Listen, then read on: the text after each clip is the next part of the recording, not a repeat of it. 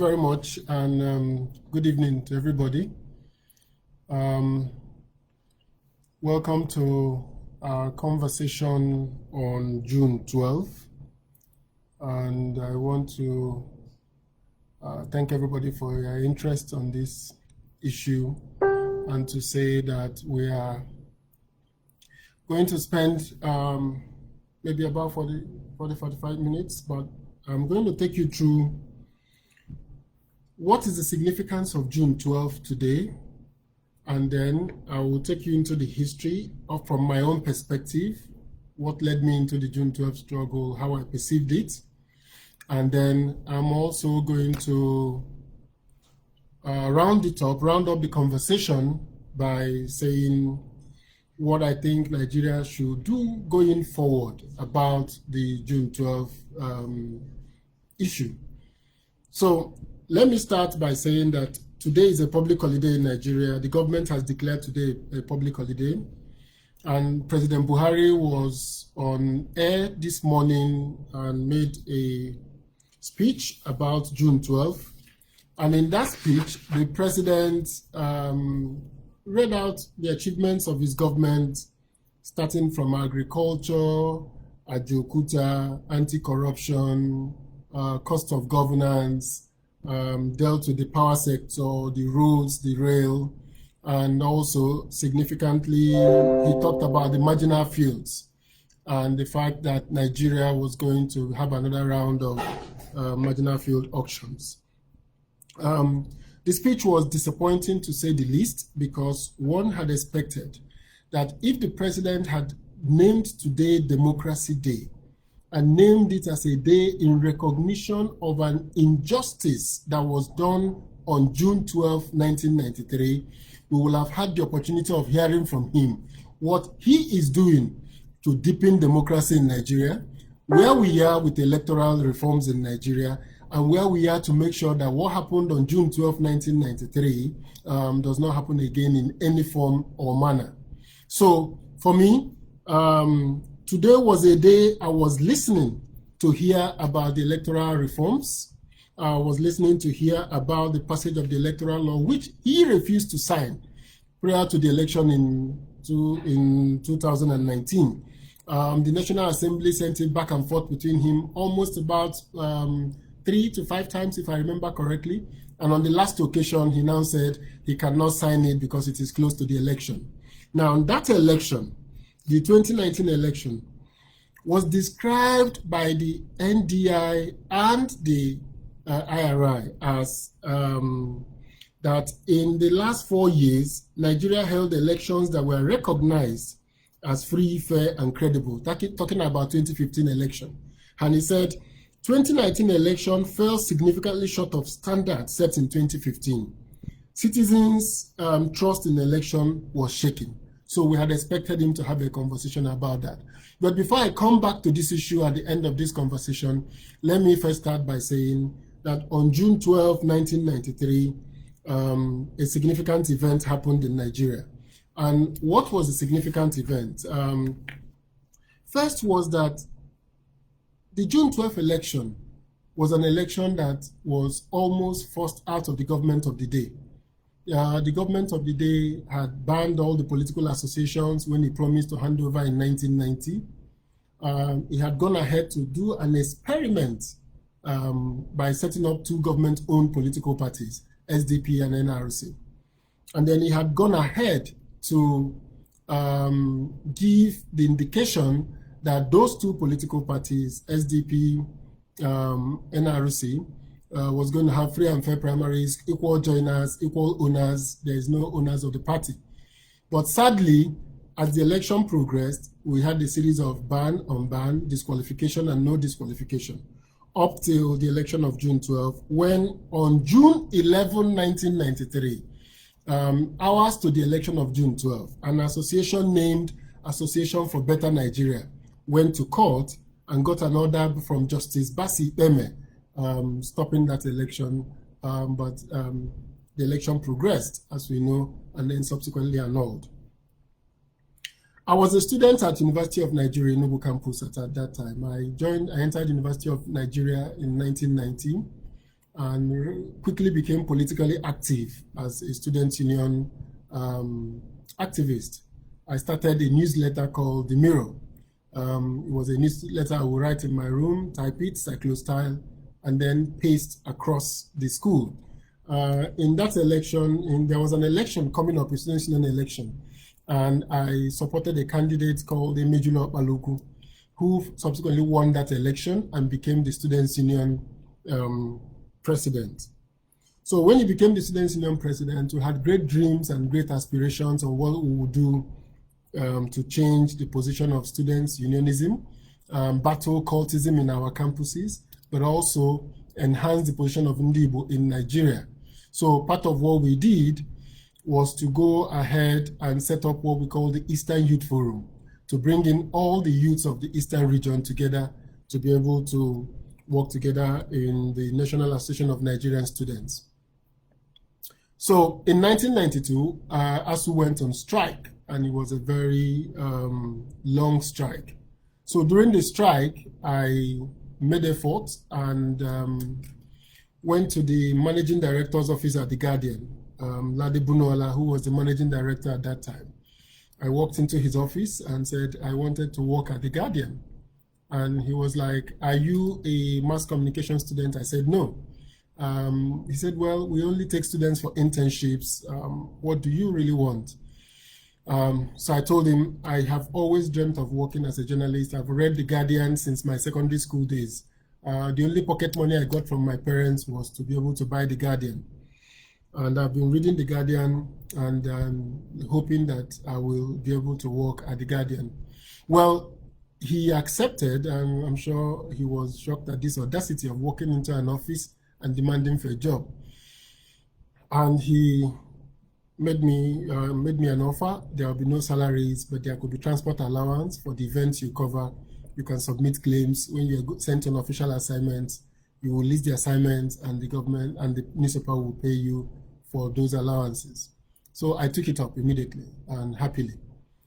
I went to meet the editor, Emeka Izeze, who posted me to the business desk. So while at the business desk, of course, my major goal of coming to The Guardian in my own mind was to familiarize myself with members of the editorial board. So I went up to the office of Edwin Umadnago and introduced myself and said I've been reading him. I did the same to Olatunji Dare, but we never struck up a relationship because he was very busy as the chairman of the editorial board. Edwin Umadnago, Ruben Abati, who was the youngest member of the desk, there was Okei Ikechukwu, there was Shino Odubemi, who wrote on Mondays. So I kind of got involved with what I would call the Lagos Ibadan press, and I started going out to cover assignments, write stories on business. And one of my major stories in The Guardian was I broke the news that Oguma was going to become the governor of the central bank. That story made it to the front page. It was my first day on the front page of The Guardian. And how did I get that information? I got it from the late Rashid Badamusi, who I had gone to do a story about his books. And he was a business partner of Oguma and Paul Oguma, and he told me that Oguma was going to become the central bank governor. The Guardian broke that story, and Oguma became the governor of the central bank.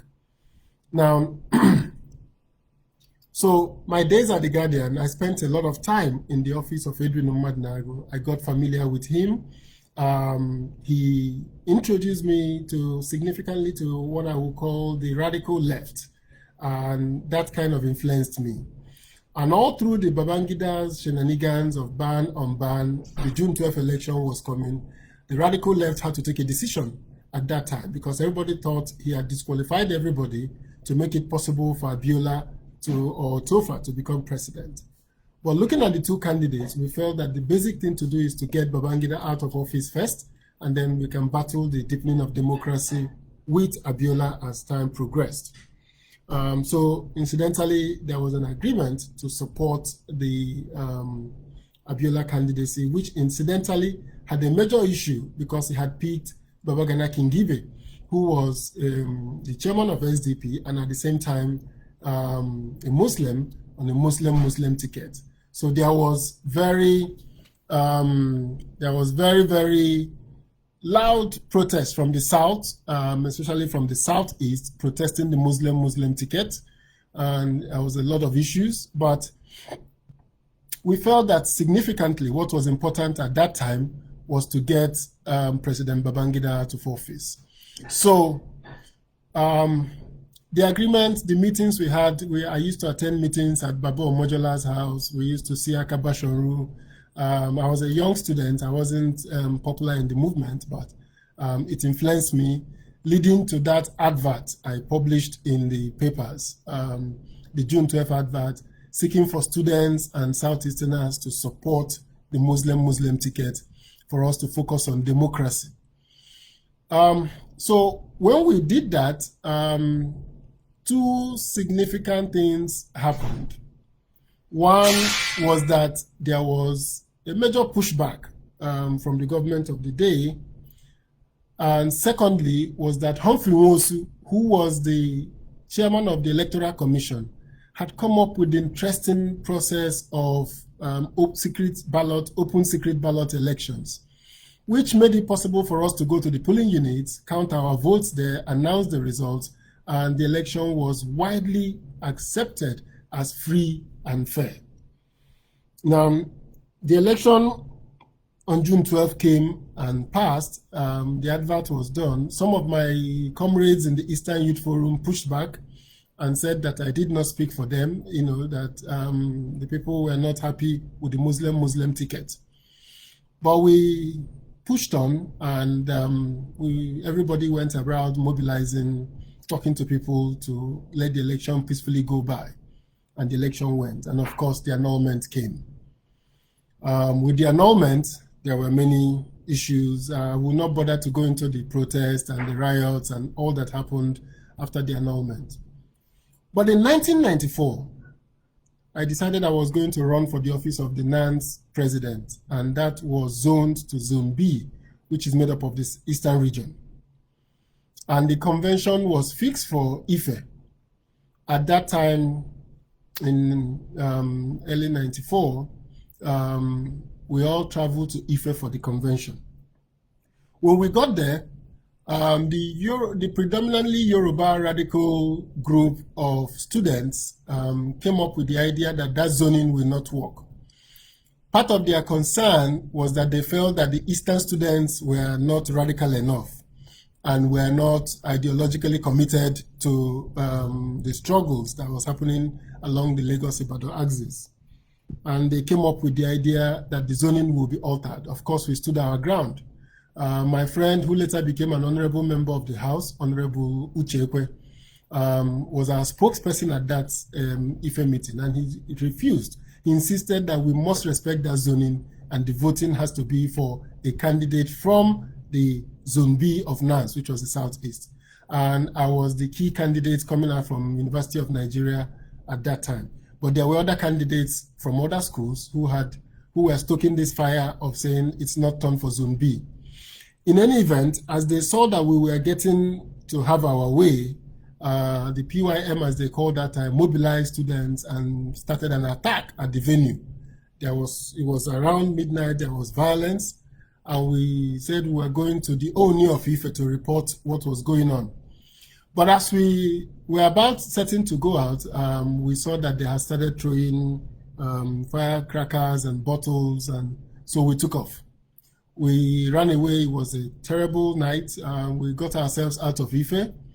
And when we got to Ore, we decided that we could meet some of our colleagues who came with us. We couldn't find them. There and then we decided we had to mobilize the Eastern political elite to support us for NANS to respect the zoning.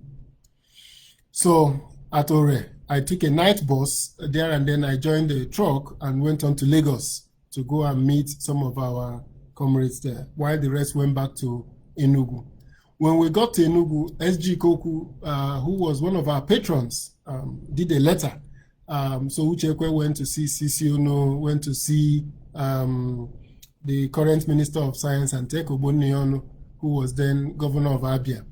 And I myself went off to Lagos to see both the media and to talk to a few of the politicians from the Southeast. So SG, with the letter from SG, I met with John Wodo. I met with John Wodo. I met with the editor of the Champion at that time and a few other people. But while that was going on, I went to the Concord to meet with the editor of the Concord, who was part of the list we had. So when I met him and I told him this is our struggle, we want to occupy the NANS position, he said, well, that Abiola is really interested in recovering his mandate and he will want to work with students. Would I mind going to meet him? I said, no, not at all. He said, okay.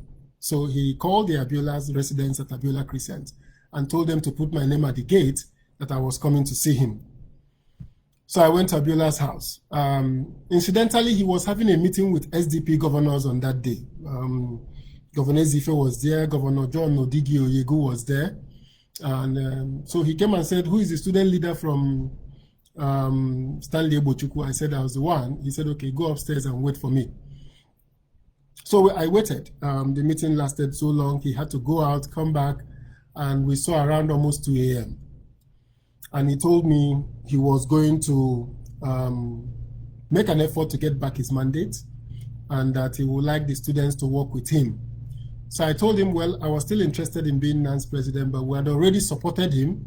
I showed him the adverts we had that day, that we had in The Guardian about him. He was very surprised because most people who did adverts for him, maybe he paid for it, but this was one of the adverts he saw that he didn't pay for.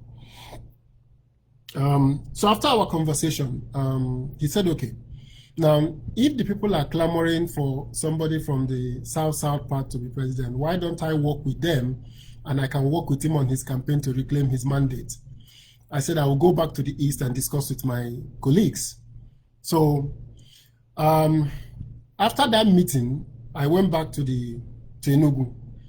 And then we decided there was a student from Futo, Mr. Dennis Inyang, who was running and who was a front runner for the elections. So I went with my friend Obonne Nwerozo and one other colleague of ours to Futo. I met with Dennis Inyang. I told him, okay, will you support the June 12th struggle if you become NANS president? He said he will. I said, okay, we need to go to Abuja, to Lagos and see MKO and discuss. So I called MKO on his mobile phone, told him this is how far we've gone and we're progressing on this conversation. He said that was wonderful, that I should come to Lagos immediately. When I came to Lagos, he introduced me to his personal assistant, Mr. Fred Eno, and also took me downstairs to his wife, Hajia Kudirat Abiola, and said that things might get very difficult, but he would like me to continue to work with these two people. Anytime I come into town and he's not available, I should meet Hajia Kudirat or talk to Fred Eno. So Fred was a young man. He was his personal assistant. He was a journalist at the Concord before becoming his personal assistant. And he will be joining this call at some point. If he joins and if he indicates he's here, I will let him into the call. So I started communicating with Fred. Then he called me. I went back to the East, met with Dennis, came back with him to Lagos. We couldn't see Abiola. He was getting close to the Ebetedo declaration. So Fred told me to hang around and we were going to go to Ebetedo and make this declaration. Anyway, so the declaration was made. I was in Lagos and the crisis started. The government arrested Abiola and we started the mobilization for the NANS election, and the NANS election took place and we got Dennis Inyang elected as NANS president. And then we started the struggle. So I was going around from schools, talking to people, sending flyers. I would collect flyers from Lagos and go down to the East to share it to schools to help in mobilizing Zone B to join the protests, because the protests were significantly seen as a Southwest affair and we wanted to get the Southeast involved. So in that period, I went to Chifato Wankwo in Enugu, who was then the chancellor of the Eastern Mandate Union. And the Eastern Mandate Union was formed in his house. It was started by Chubo Kadibo and Patrick Deleko. I was at the first meeting when the Eastern Mandate Union was formed in Ato Wankwo's house.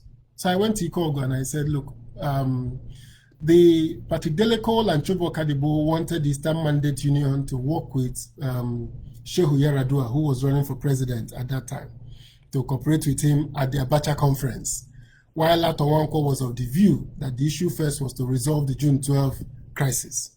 So there was a minor split in the Eastern Mandate Union. So I bitched on Atowanko and linked up between him and Kudirat Abiola. I became the liaison to run the errand with a man named Eugene Onwumere, who is also late now. Eugene Onwumere was a close friend of the Abiolas and also a good friend of Atowanko. So from Atowanko's contact, I will run the errands between him and Kudirat until Eastern Mandate Union affiliated itself fully with NADECO, which Udenta and Dube Monya were all strong members, who was later Minister of Foreign Affairs of Eastern Mandate Union. But as I was running those errands back and forth, it caused me trouble in school. There's a police area commander in Enugu then, who later became a commissioner, Alobi, who was out looking for me as the person causing the trouble in Enugu when Enugu was supposedly peaceful, run by an NRC governor, Dr. John Okwinwodo. So in any event, we continued the pressure. And myself, every time we were going to court in Abuja, Kudirat would come from Lagos, I would come from Enugu to go to the court with her. And we kept pushing for the release of Abiola and getting the public mobilized to continue to work for that release.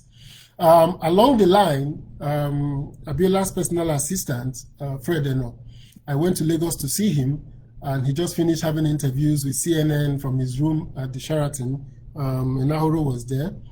So after our conversation, I told him I will go by road down to Benin, see the students at Benin, and head on to the southeast. And that I will come back to see him.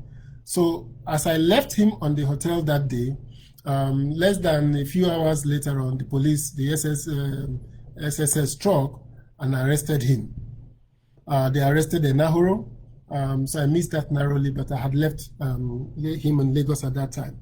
So I traveled back to the east, and we started the crackdown had begun. I get into Atowanko's house, there was pressure. Atowanko was going to go abroad to go and speak at a Commonwealth event, and he wanted to go and speak in support of June 12. So we all decided that he will stay away from being arrested, and we worked hard on it until he left abroad. While he was abroad, the arrest continued. Many people were arrested, so I went literally on the ground. I stayed put in Abuja for a while. I didn't come back to the east. And Atowanko was abroad for some time. On his way back, we went to Lagos to receive him, because the government had threatened they will arrest him on his return. We went to Lagos and welcomed back Atowanko to Nigeria. Fortunately, there was no arrest. While we were doing that and the conversations was going on, I was on regular conversation with Alhaja Kudirat. In fact, if I recollect correctly, January 1, 1995, I spent it in her house in Lagos with her family. And when we were planning what next to do to keep up the struggle, no, 1996, January 1, 1996. So in any event, I had to go to youth service, and this happened because the school had denied me going to youth service, saying I had some issues, but it was basically because of how the police, my records were with the police. But eventually, the sole administrator, Gomwork, allowed me to progress to youth service. So while at the youth service, the very terrible incident of the murder of Kudirat Abiola occurred. Kudirat Abiola was murdered, and of course I knew she was murdered by the government, because if they had gone to her phone records as they claimed, they will have seen that she was calling my uncle's house where I was living in Area 1 a few days before that shooting.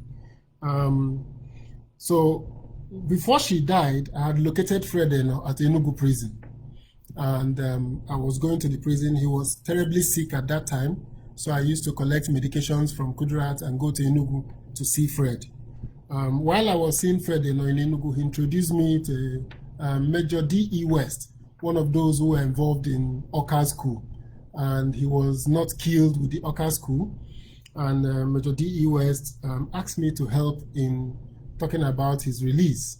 That's another story for another day, but I made effort through General Onoja, who was then the Principal General Staff Officer at the Villa, to help General D.E. West to get pardon from Abacha. He eventually got the pardon. Anyway, as June 12 progressed, the Fred was in prison, people were suffering, Kudrat was killed, Alfred Rewane was shot, we were demoralized, and thank you for those in the Lagos axis who kept up the struggle, Bola Ige. Eventually, they went to Enugu and arrested Atowankwo in Enugu. While I was waiting to see him in prison, I went to Enugu to see him at the detention center. They said they had taken them to the government house.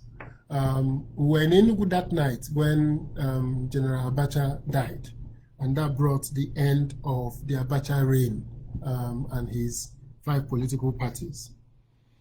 What was significant about that struggle was that the issue of June 12, what June 12 represented at that time was the possibility of Nigerians, first and foremost, conducting a free and fair election. And secondly, to be able to vote across ethnic lines, from the east to the north to the south.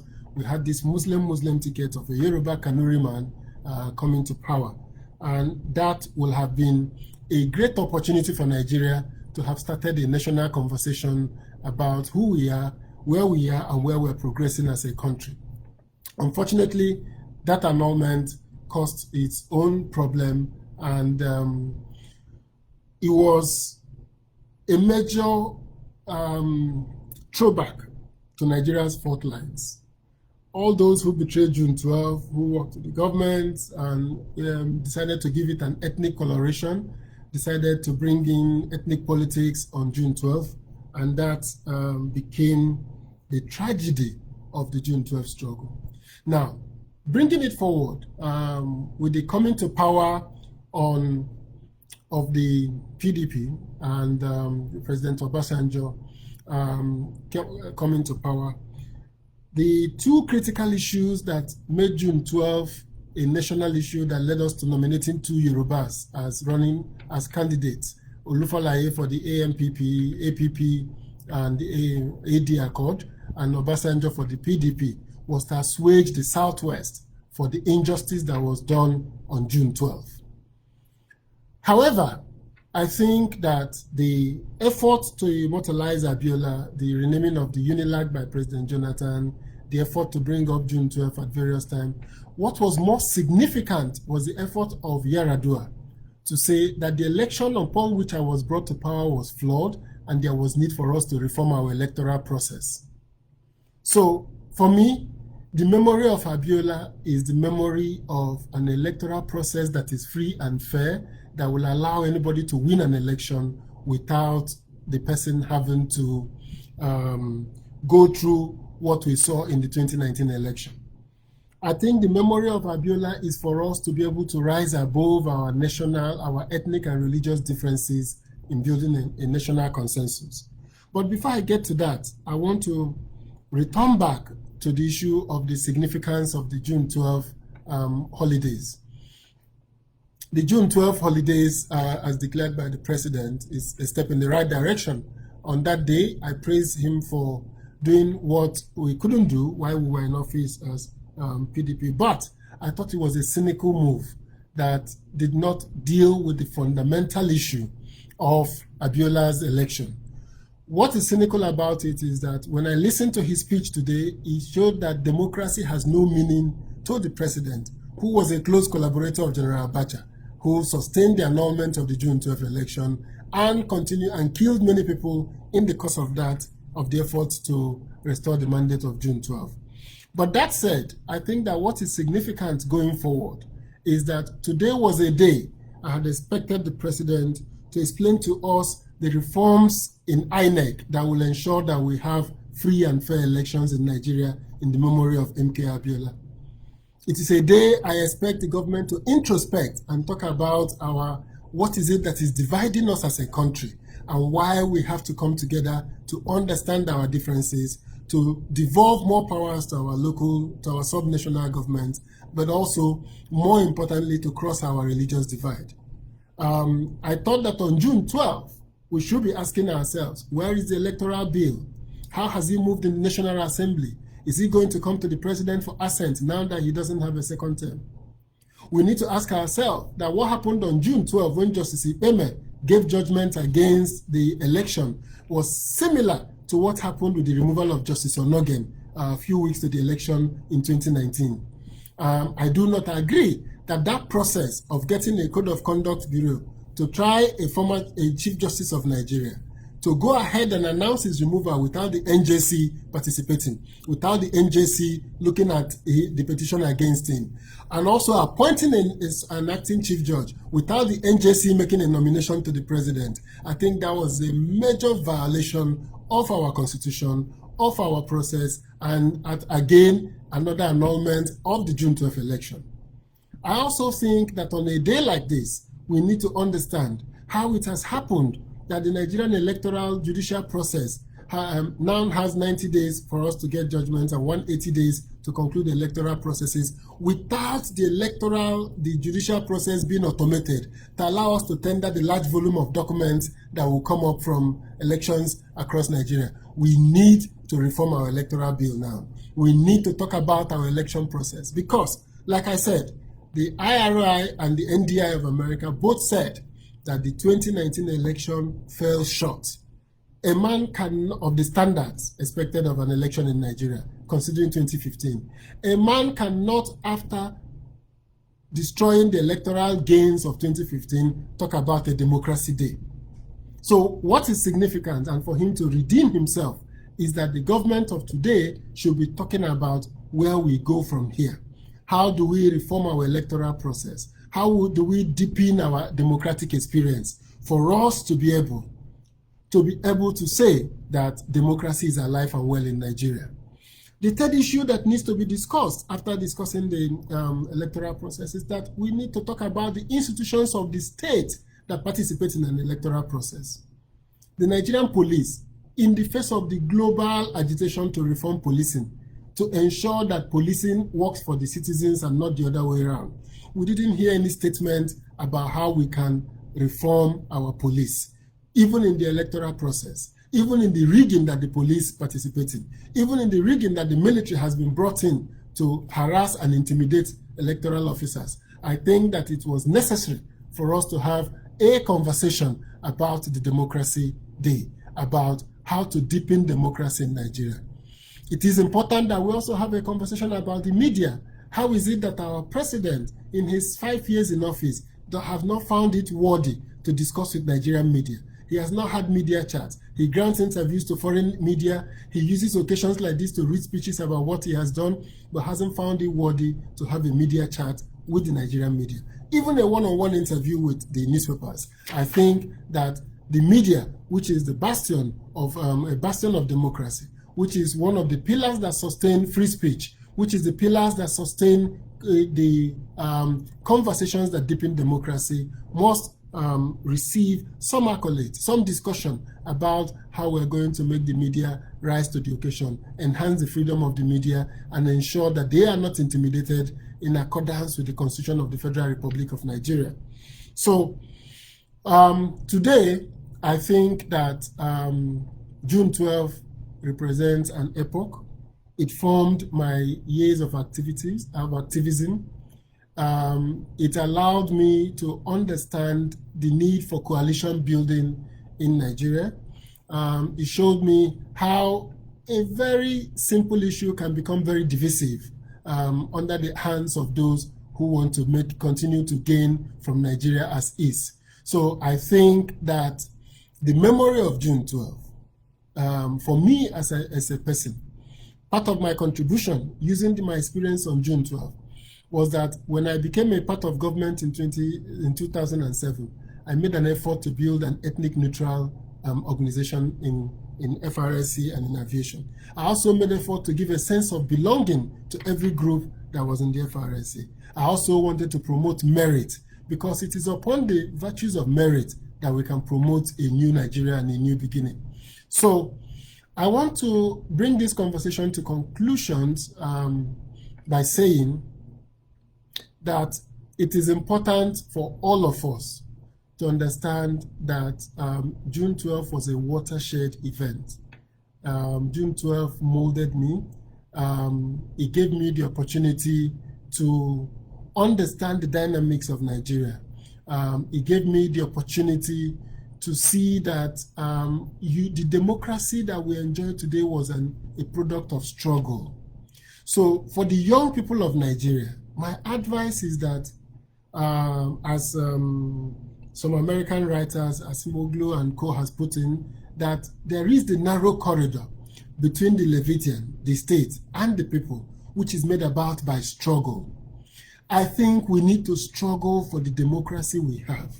I think we need to continue to deepen the struggle for the fierceness of the urgency of the now. I support those who have different opinion about how to resolve Nigeria. I support those who have different opinion about how to restructure Nigeria. But my very question is now. What are we going to do with the $6 trillion that is budgeted by the government? What are we going to do with the $22 billion that the government is going to now borrow, which me and you are going to pay back in years to come? What are we going to do with the 44% of our national revenue that goes to states and local governments? How do we ensure that the children in secondary school today, the children in primary school today have quality education that will skill them for the future? The education of today, there is no more jobs waiting for people by being a graduate.